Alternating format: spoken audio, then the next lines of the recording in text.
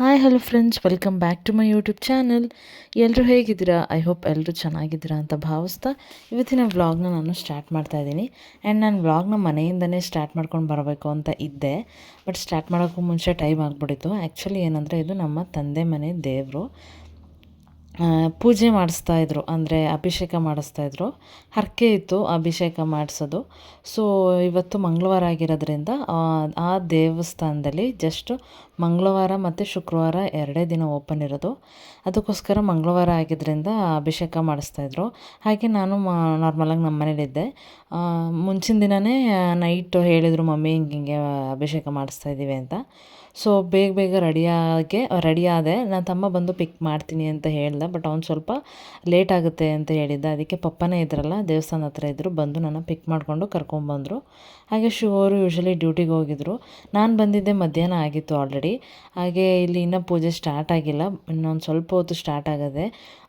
ಮುಂಚೆ ನಾವು ಮದುವೆಗೂ ಮುಂಚೆ ಎಲ್ಲ ಬರ್ತಿದ್ದಾಗೆಲ್ಲ 3 ಆಗ್ತಾಯಿತ್ತು, ಮಧ್ಯಾಹ್ನ 3 ಗಂಟೆ ಆಗ್ತಾಯಿತ್ತು ಸ್ಟಾರ್ಟ್ ಆಗೋದೆಲ್ಲ. ಅಂದರೆ ಈ ಥರ ಅಭಿಷೇಕ ಮಾಡಿಸೋರು ಸ್ವಲ್ಪ ಬೇಗನೆ ಬಂದು ಎಲ್ಲನೂ ಅಲ್ಲಿ ಪೂಜೆಗೆ ಬೇಕಾಗಿರೋ ಸಾಮಾನು ಅದೆಲ್ಲ ಏನೇನಿರುತ್ತೆ ಅದೆಲ್ಲ ಮುಂಚೆನೇ ಕೊಡಬೇಕು. ನಮ್ಮ ಮಮ್ಮಿ ಮತ್ತು ನನ್ನ ತಮ್ಮ ಬೇಗನೆ ಬಂದಿದ್ದರು. ಆ್ಯಂಡ್ ನನ್ನ ತಮ್ಮ ಸ್ವಲ್ಪ ಬೇರೆ ಕೆಲಸ ಇದೆ, ಒಂದು ಕಾಲೇಜ್ ವಿಷಯದಲ್ಲಿ ಏನೋ ಕೆಲಸ ಇದೆ ಅಂತ ಅವ್ನು ಹೊರಗಡೆ ಹೋದ. ಹಾಗೆ ನಾನು ಮುಂಚೆನೇ ಬರ್ತಾಯಿದ್ದೆ, ಬಟ್ ನಾನು ಇನ್ನೂ ರೆಡಿಯಾಗಿರಲಿಲ್ಲ.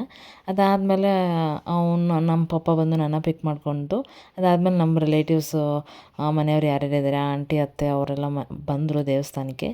ಆ್ಯಂಡ್ ಪೂಜೆ ಇನ್ನೇನೋ ಎಲ್ಲ ರೆಡಿ ಮಾಡ್ಕೊತಾಯಿದ್ರು. ದೇವ್ರದ್ದು ಎಲ್ಲ ರೆಡಿ ಮಾಡಿಕೊಂಡು ಹೂವು ಎಲ್ಲ ಹಾಕಿ ತುಂಬ ಚೆನ್ನಾಗಿ ರೆಡಿ ಮಾಡ್ತಾಯಿದ್ರು. ನೀವು ನನ್ನ ವ್ಲಾಗ್ನ ಕಂಟಿನ್ಯೂಸ್ ಆಗಿ ನೋಡ್ತಾ ಇದ್ರೆ ಮುಂಚೆ ಎಲ್ಲ ನಮ್ಮ ಮನೆ ದೇವರು ಅಂದರೆ ಈ ದೇವಸ್ಥಾನಕ್ಕೆ ನನ್ನ ಮದುವೆ ಇನ್ವಿಟೇಷನ್ ಪೂಜೆ ಮಾಡಿಸೋದಕ್ಕೆ ನಾವು ಬಂದಿದ್ವಿ. ಆ ಟೈಮಲ್ಲಿ ನೀವು ನೋಡಿರ್ಬೋದು ಅನಿಸುತ್ತೆ. ಆ್ಯಂಡ್ ಇಷ್ಟೊಂದು ರಶ್ ಇರ್ತಾ ಇರಲಿಲ್ಲ ಮುಂಚೆ ಎಲ್ಲ. ಇವತ್ತು ಯಾಕೋ ಒಂದು ಸುಮಾರು ರಶ್ ಇತ್ತು. ನಾವು ಮುಂಚೆ ಬರ್ತಿದ್ದಾಗೆಲ್ಲ ಒಂದು 10 ಮೆಂಬರ್ಸ್ ಮೇಲೆ ಜಾಸ್ತಿ ಯಾರೂ ಬರ್ತಾ ಇರಲಿಲ್ಲ. ಇವತ್ತಂತೂ ಸಿಕ್ಕಾಪಟ್ಟೆ ರಶ್ ಇದು ದೇವಸ್ಥಾನ. ಹಾಗೆ ನೋಡ್ತಾ ಇದ್ದೀರಲ್ಲ, ಪೂಜೆ ಎಲ್ಲ ತುಂಬ ಚೆನ್ನಾಗಾಯಿತು. ತುಂಬ ಚೆನ್ನಾಗಿ ಅಲಂಕಾರ ಮಾಡಿ ಪ್ರಸಾದ ಎಲ್ಲ ದೇವ್ರ ಮುಂದೆ ಇಟ್ಟು ಪೂಜೆ ಮಾಡ್ತಾಯಿದ್ದಾರೆ. ಹಾಗೆ ಅವರು ಬರ್ತೀನಿ ಅಂತ ಹೇಳಿದರು, ಬಟ್ ಅವ್ರಿಗೆ ಅರ್ಜೆಂಟ್ ಸ್ವಲ್ಪ ಜಾಸ್ತಿ ಕೆಲಸ ಇದ್ದಿದ್ದರಿಂದ ಅವ್ರು ಬರೋಕ್ಕಾಗಲಿಲ್ಲ. ಅದಾದಮೇಲೆ ಪೂಜೆ ಎಲ್ಲ ಆಗಿದೆ, 3:30 ಆಯ್ತಲ್ಲ. ಅವರು ಸುಮಾರು 1 ಅವರ್ ಆದಮೇಲೆ, ಸುಮಾರು ಟೈಮ್ ಆದಮೇಲೆ ಬಂದರು. ಸಂಜೆವರೆಗೂ ನೈಟ್ವರೆಗೂ ಪೂಜೆ ನಡೀತಾ ಇರುತ್ತೆ ದೇವಸ್ಥಾನದಲ್ಲಿ. 3 ಗಂಟೆಗೆ ಸ್ಟಾರ್ಟ್ ಆದರೆ ನೈಟ್ವರೆಗೂ ನಡೀತಾ ಇರುತ್ತೆ ಪೂಜೆ. ಹಾಗೆ ನಾವು ವೆಯ್ಟ್ ಮಾಡಿದ್ವಿ ಪೂಜೆ ಎಲ್ಲ ಆದಮೇಲೆ, ಸುಮಾರು ಟೈಮ್ ಆದಮೇಲೆ. ಆ್ಯಕ್ಚುಲಿ ಮನೆಯಿಂದನೇ ಮಮ್ಮಿ ಬಾತ್ ಎಲ್ಲ ಮಾಡ್ಕೊಂಡು ತೊಗೊಂಬಂದಿದ್ರು. ಮಮ್ಮಿ ಬೇಗ ಬಂದುಬಿಟ್ಟಿದ್ರು. ಅತ್ತೆ ಆಂಟಿ ಎಲ್ಲನೂ ನಮ್ಮ ಮನೇಲೇ ಬಾತೆಲ್ಲ ರೆಡಿ ಮಾಡಿಕೊಂಡು ಬಂದಿದ್ದರು. ಹಾಗೆ ಇಲ್ಲಿ ಪಂಚಾಮೃತ ಮತ್ತು ಸ್ವೀಟ್ ಪೊಂಗಲ್ ಇಲ್ಲಿ ದೇವಸ್ಥಾನದಲ್ಲೇ ರೆಡಿ ಮಾಡಿದರು. ನಾವೆಲ್ಲ ಆಲ್ರೆಡಿ ಎಲ್ಲ ತಿಂದಿದ್ವಿ ಪೂಜೆ ಎಲ್ಲ ಆದ ತಕ್ಷಣ. ಅವರು ಆಮೇಲೆ ಬಂದ್ರಲ್ಲ, ಅವ್ರಿಗೆ ಎತ್ತಿಟ್ಟಿದ್ವಿ.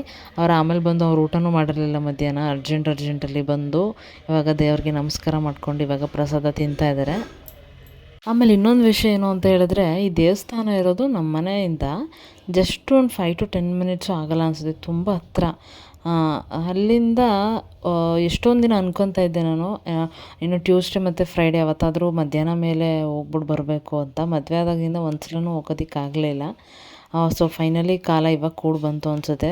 ಮದುವೆ ಆಗಿ ಹತ್ತತ್ರ 4.5 ಮಂತ್ಸ್ ಮೇಲಾಗಿದೆ.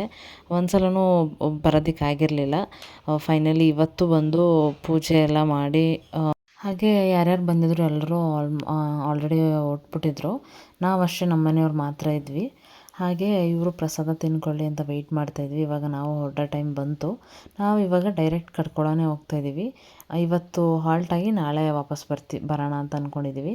ಸೊ ಮಮ್ಮಿ, ಆಂಟಿ, ಅತ್ತೆ ಎಲ್ಲರೂ ಇದ್ದಾರಲ್ಲ, ಸೊ ಡೈರೆಕ್ಟ್ ಇಲ್ಲಿಂದ ಅಲ್ಲಿಗೆ ಹೋಗ್ತೀವಿ. ಅಲ್ಲಿಂದ ಯಾಕೋ ಒಂದಿನ ಇದ್ಬಿಟ್ಟು ಬರೋಣ ಅಂತ ಅನಿಸ್ತಾ ಇತ್ತು ನನಗೆ. ಅದಕ್ಕೆ 1 ಡೇ ಹಾಲ್ಟಾಗಿ ಅದ್ರ ನೆಕ್ಸ್ಟ್ ಡೇ ಬರೋಣ ಅಂತ ಅಂದ್ಕೊಂಡು ಹೋಗ್ತಾಯಿದ್ದೀನಿ. Hello friends, welcome back. And ನಾವು ಡೈರೆಕ್ಟಾಗಿ ಇವಾಗ ಕಟ್ಕೊಳಕ್ಕೆ ಬಂದಿದ್ದೀವಿ. ಎಲ್ಲರೂ ಇದ್ರಲ್ಲ, ಮಮ್ಮಿ, ಅತ್ತೆ, ಆಮೇಲೆ ಆಂಟಿ ಎಲ್ಲರೂ ಬಂದಿದ್ರು. ನೀವು ನೋಡ್ದಂಗೆ ಅವ್ರ ಜೊತೆನೇ ನಾವು ಬಂದ್ವಿ. ಆ್ಯಂಡ್ ಏನಂದರೆ ಅವ್ರು ಬಂದರು, ಆಮೇಲೆ ಬಂದರು ಲೇಟಾಗಿ. ನಾನು ಮನೆಯಿಂದ ಪಪ್ಪನ ಜೊತೆನೇ, ಪಪ್ಪ ಬಂದು ಪಿಕ್ ಮಾಡಿದ್ರು ನನ್ನ ಮನೆಯಿಂದ. ಡೈರೆಕ್ಟ್ ನಮ್ಮ ಮನೆಗೆ ಬಂದರು. ಅಲ್ಲಿಂದ ನನ್ನ ಪಿಕ್ ಮಾಡ್ಕೊಂಡು ದೇವಸ್ಥಾನಕ್ಕೆ ಹೋದರು. ನೆಕ್ಸ್ಟು ಅವರು ಸ್ವಲ್ಪ ಲೇಟಾಗಿ ಬಂದರು. ಅದಾದಮೇಲೆ ಪ್ರಸಾದ ಎಲ್ಲ ತಿಂದ್ಕೊಂಡು ಪೂಜೆ ಎಲ್ಲ ತುಂಬ ಚೆನ್ನಾಗಾಯಿತು. ಸುಮಾರು ದಿನ ಆದಮೇಲೆ ನಮ್ಮ ತಂದೆ ಮನೆ ದೇವರು, ನಮ್ಮ ಅಮ್ಮನ ಮನೆ ದೇವರು ಹೋಗ್ಬಿಟ್ಟು ದರ್ಶನ ಮಾಡಿ ತುಂಬ ಖುಷಿಯಾಯಿತು ನನಗೆ. ಆ್ಯಂಡ್ ಯಾಕೋ ಹುಷಾರು ತಪ್ಪಿಬಿಟ್ಟಿದ್ದಾರೆ ನಮ್ಮ ಮನೆಯವರು, ಯಾಕೋ ಹುಷಾರು ತಪ್ಪಿಬಿಟ್ಟಿದ್ದಾರೆ ಗೈಸ್. ವೀಕಲ್ಲ, ಏನಂತಾರೆ, ಡಲ್ಲಾಗಿ ಹೋಗಿದ್ದಾರೆ. ಯಾಕೆ, ಏನಾಯಿತು? ಕೋಲ್ಡು, ಸ್ವಲ್ಪ ವೆದರ್ ಚೇಂಜ್ ಆದ ತಕ್ಷಣ ಆಗಲ್ವ ನಿಮಗೆ? ಎತ್ತಿ ಕಣ್ಣು, ಹಾಂ ಈಗ ಮಾತಾಡಿ. ಕೋಲ್ಡ್ ಆಗಿಬಿಟ್ಟಿದೆ. ಆಮೇಲೆ ಕೆಮ್ಮ ಸ್ವಲ್ಪ ಇದೆ. ನೋಡಿ ಫ್ರೆಂಡ್ಸ್, ವಾಯ್ಸೇ ಬರ್ತಾ ಇಲ್ಲ.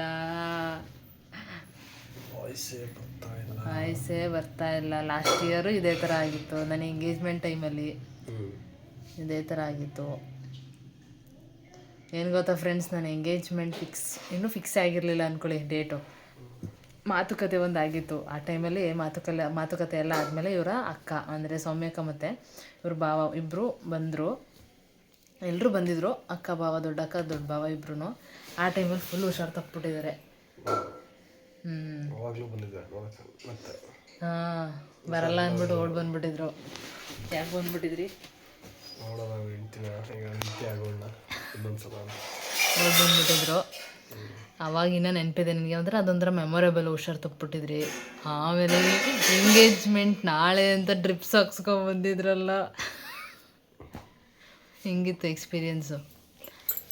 ಅದಾದಮೇಲೆ ಅದಕ್ಕೆ ನಾನು ಹಾಸ್ಪಿಟ್ಲಿಗೆ ಈಗ ಹೋದ್ರು ಎಲ್ಲ ಗುರುತಿಸ್ತಾರೆ. ಎಂಗೇಜ್ಮೆಂಟ್ ಅಂತ ಡ್ರಿಪ್ಸ್ ಹಾಕ್ಸ್ತಾ ಇದ್ದೀರಾ ಅಂತನಾ? ಸ್ವಲ್ಪ ನಿಮಗೆ ಡ್ರಿಪ್ಸ್ ಹಾಕ್ಸೋದು ಬೇಕಾಗಿತ್ತು, ಅವ್ರು ನಾಳೆ ಸ್ವಲ್ಪ ಎನರ್ಜೆಟಿಕ್ ಆಗಿರೋಣ ಹಾಕ್ಸಿದ್ರಾ? ನಮಗೆ ಗಾಬರಿ ಇದೇನಪ್ಪ, ನಾಳೆ ಎಂಗೇಜ್ಮೆಂಟ್ ಇಟ್ಕೊಂಡು ಈಗ ಡ್ರಿಪ್ಸ್ ಹಾಕ್ಸ್ತಾ ಇದ್ದಾರಲ್ಲ ಅಂತ. ಮತ್ತು ಇನ್ನೇನು ಸಮಾಚಾರ? ನಮ್ಮ ಮನೆ ದೇವ್ರಿಗೆ ಬಂದು ಹೇಗೆ ಅನಿಸ್ತು?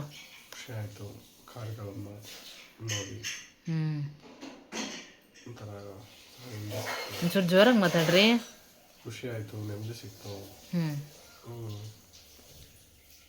ಆಮೇಲೆ ಡ್ಯೂಟಿ ಎಲ್ಲ ಬೆಳಗ್ಗೆಯಿಂದ ಸಂಜೆವರೆಗೂ ಡ್ಯೂಟಿ ಮಾಡ್ಕೊಂಡು ಸ್ವಲ್ಪ ಟಯರ್ಡ್ ಅನಿಸ್ತು ಅಲ್ವಾ ನಿಮಗೆ? ತುಂಬ ಡಲ್ ಆಗಿದ್ರು, ಈಗ ಸ್ವಲ್ಪ ನಿದ್ದೆ ಮಾಡಿ ಆರಾಮ್ ಅನಿಸ್ತಾ ಇದ್ದಾರೆ. ಆಮೇಲೆ ನೋಡಿ, ನಮ್ಮ ಮನೆಯಿಂದ ಮನೆ ದೇವರು ತುಂಬ ಹತ್ರ ಅಲ್ವಾ?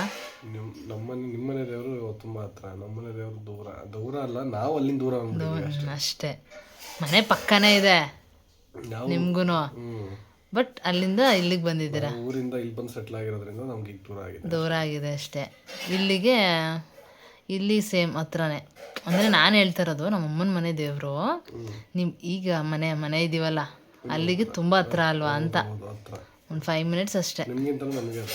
ಹೌದು, ನಿಮಗಿಂತ ನಮಗೆ ಹತ್ರ ಇಲ್ಲ, ನಮಗಿಂತ ನಮಗೆ ಹತ್ರ. ಹೆಂಗೆ ಹೇಳ್ಬೇಕು ಅಂತಲೇ ಗೊತ್ತಾಗ್ತಾ ಇಲ್ಲ. ಅಂದರೆ ಫ್ರೆಂಡ್ಸ್, ಕಟ್ಕೊಳಗಿಂತನೂ ಅಲ್ಲಿ ಪೊಲೀಸ್ ಲೇಔಟಿಗೆ ಹತ್ರ ಅಂತ ಹೇಳ್ತಾ ಇದ್ದೀನಿ.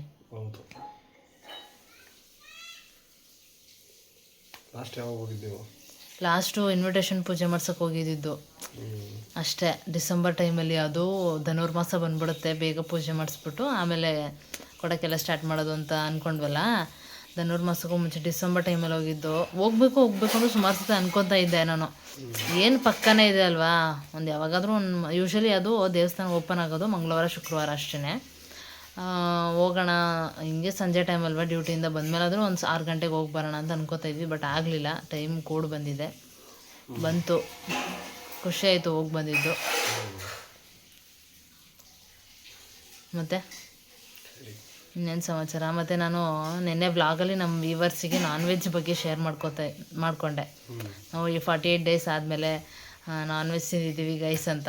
ನಿಮ್ಗೆ ಹೇಗೆ ಅನ್ನಿಸ್ತು ಸಂಡೇ ನಾನ್ ವೆಜ್ ತಿಂದು? ಸಂಡೇ ಫಸ್ಟು ಪರೋಟ ಚಪಾತಿ ಜೊತೆ ಚಿಕನ್ ಗ್ರೇವಿ. ಹೌದು, ವೀಡಿಯೋನೇ ಮಾಡ್ಕೊಳಕ್ಕಾಗಲಿಲ್ಲ ನೋಡಿ, ಎಂತ ಇನ್ವಾಲ್ವ್ ಆಗಿಬಿಟ್ಟಿದೆ. ಆ್ಯಕ್ಚುಲಿ ಫ್ರೆಂಡ್ಸ್, ಅವತ್ತು ನಾನು ಮತ್ತು ಇವರಿಬ್ಬರು ಸೇರಿಕೊಂಡು ಎಂಜಾಯ್ ಮಾಡ್ಕೊಂಡು ಅಡುಗೆ ಮಾಡಿದ್ವಿ ಅಲ್ವಾ? ಟಕ್ ಅಂತ ಸಖತ್ ಹೆಲ್ಪ್ ಮಾಡಿದ್ರು ಇಬ್ಬರು. ಎದ್ದ ತಕ್ಷಣ ಸಂಡೇ ಒಂದು ಸ್ವಲ್ಪ ಲೇಟಾಗಿದ್ವಿ, ಎದ್ಬಿಟ್ಟು ಅಡುಗೆ ಸ್ಟಾರ್ಟ್ ಮಾಡಿದ್ವಿ. ಗ್ರೇವಿ ಸಾಂಬಾರೆಲ್ಲ ಮಾಡಿಟ್ಬಿಡೋಣ, ಫುಲ್ ಸಂಡೇ ಪೂರ್ತಿ ಆಗಿಬಿಡ್ಬೇಕು ಅಂತ ಇಬ್ಬರು ರೆಡಿ ಮಾಡಿಬಿಟ್ಟು ಸೇರ್ಕೊಂಡು ಇಬ್ಬರು ರೆಡಿ ಮಾಡಿದ್ವಿ. ಆ್ಯಕ್ಚುಲಿ ಫಸ್ಟು ಪರೋಟಾಗಿಂತ ಚಪಾತಿ ತಿನ್ಬೇಕು ಅಂದ್ಕೊಂಡೆ, ಆಮೇಲೆ ತಿಂದಮೇಲೆ ಅನ್ನಿಸ್ತು ಪರೋಟಾಗೆ ಸಕ್ಕತ್ತಾಗಿರೋದು ಅಂತ. ಹೌದಾ? ಚಪಾತಿಗಿಂತ ಬಟ್ ನಿಮಗೆ ಪರೋಟ ಅಷ್ಟೊಂದು ಇಷ್ಟ ಆಗಲ್ಲ ಅಂತ ಹೇಳಿದ್ರಲ್ಲ.